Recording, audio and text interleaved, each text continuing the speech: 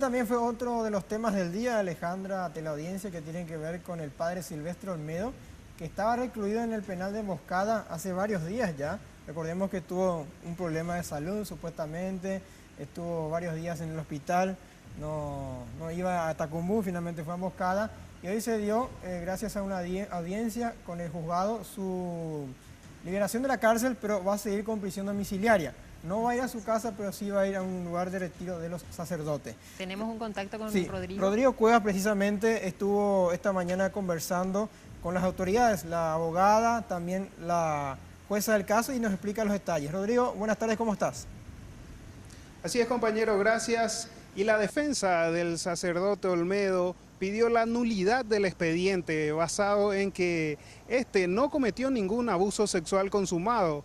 La abogada Antonia Sánchez indicó que cuenta con todos los elementos para demostrar la inocencia de su defendido. Escuchemos lo que decía la abogada Antonia Sánchez.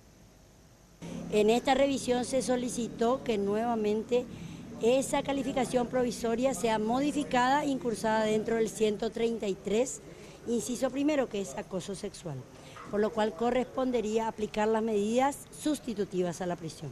Y ofrecimos ambas, la libertad ambulatoria en primer lugar o lo que el juzgado considere pertinente. Y la magistrada pidió la orden de prisión domiciliaria para el padre Olmedo, que debe cumplirlo en la casa de retiros Emaús del hogar Carlota Parmerola, ubicado en la zona de Campo Grande de la ciudad de Luque. Además, se dio una fianza de aproximadamente 150 millones de guaraníes y 35 millones en relación a la defensa técnica. Y la prohibición de acercarse por cualquier motivo a la víctima. Escuchemos lo que decía la jueza Iroyaga.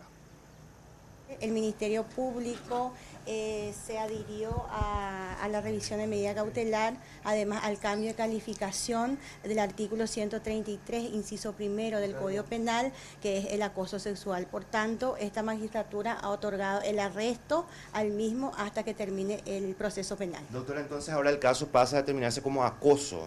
Por el momento sí, sobre acoso sexual, y el Ministerio Público tiene el plazo hasta el mes de junio de este año para presentar la acusación pertinente.